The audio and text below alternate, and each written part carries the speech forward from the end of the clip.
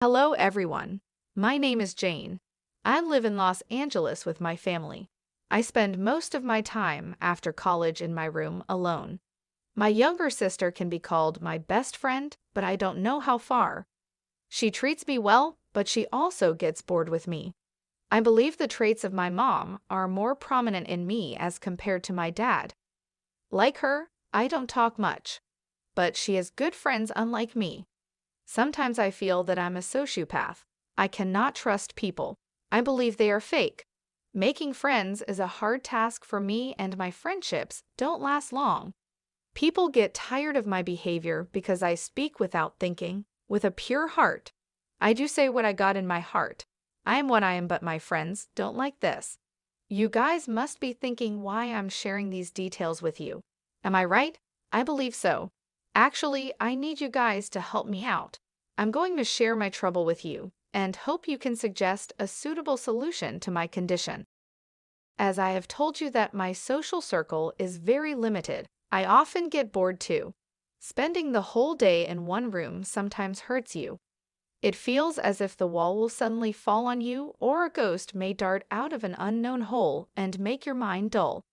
Sitting on the chair near the window, looking at the street, gazing at the children playing. Sometimes it all seems dull, even dreary. I talked to my sister, Emma, about my true inner feelings. She asked me to adopt certain habits to encounter the harshness that I was dealing with. It seemed that it was a sort of lesson which was divided into different chapters to be learned one after the other. The first chapter of her course was to listen to people quietly. She knew me well. She knew that it was my habit to find fault with people, or at least suggest them a change. This was one of the major reasons my friends dislike me. People want to listen positively about themselves no matter how bad they look or in reality they are. I knew that it was hard for me to act on that very crap of advice. I started applying the technique in my circle. Now in college, after classes, when students gathered, I started listening to them without passing any remarks. It was hard for my tongue to stay behind the teeth and the lips to be attached to each other. But I learned that her advice was working. People weren't getting irritated with my presence. If they weren't giving me attention, then they also didn't want me to leave. It was like just, yeah, if you want to sit, it's fine. I learned that my younger sister had got some real talent to deal with society. She was now my full-time tutor to train me in this respect. I wanted to learn more skills from her because I really wanted to be a part of the environment. I was fed up with the isolation. The next tip she gave me was even harder to adopt, and it was to use puns to make people laugh around you. Jokes? Are you for real, Emma? As far as I remember, I used to listen to jokes from my friends and even find fault in them. How can Emma expect something like jokes from me? She suggested that I should read funny paragraphs or stories maybe. After college, I was now spending my time in my room, in front of my laptop, reading jokes. Can you believe that? Yes, I really was cramming jokes from different sites. I searched for them with different titles and read them, and then memorized them by heart. I noticed that it had brought a change in my friend circle. When I used jokes to make my friends laugh, they started getting close to me. Even the depressed souls who disliked me before were now attracted to me. They enjoyed my company and desired to listen to words from my tongue. I thanked Emma as she had done good to me through her suggestions. But she told me the classes weren't over yet. The most important lectures were still to be taken by me. The next class was about my dressing and makeup stuff.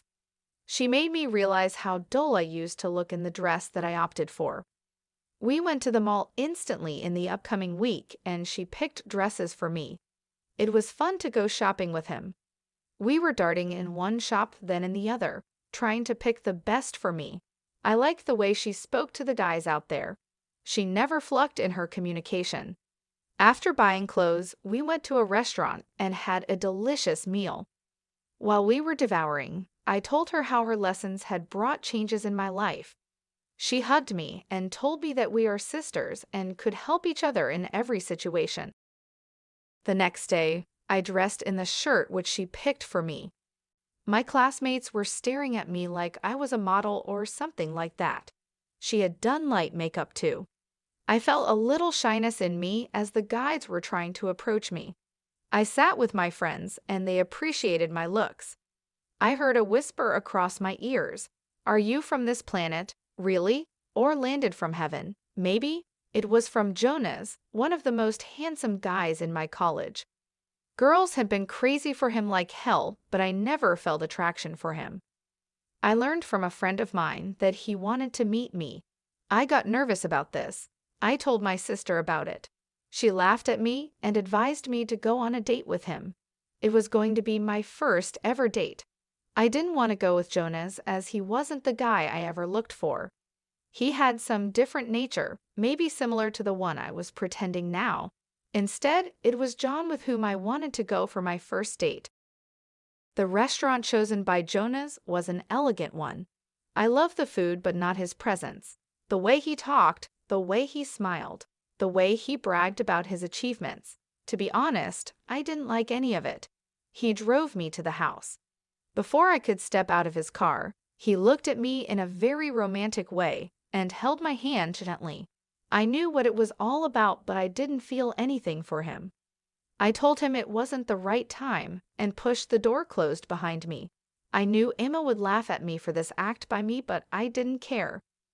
When I entered the house, I learned that she was out of town for her project. I wanted to narrate the stories of the whole exhausted day to her, but she was away. I jumped on the bed and stretched my body to the fullest. I understood how badly I was tired. Within a few minutes, I was snorting. It was nearly 2 a.m. when I suddenly woke up. I changed my dress and sat on the chair near the window. My room was dark with the lights off, eyes glued on the empty street. I was thinking about myself. I learned that I was done with faking my personality. It wasn't me. I was deceiving myself. I decided to go back to my previous life no matter what. The next day, I wore the normal dress and the makeup was too light to be focused. I behaved friendly and, yeah, it did work. I was back to the normal life which I liked. Do you know what happened that very day? John approached me and told me that I was looking perfect with what I had got. He liked my simplicity and asked for a date. He told me that he liked me as I naturally was, no fake semblance.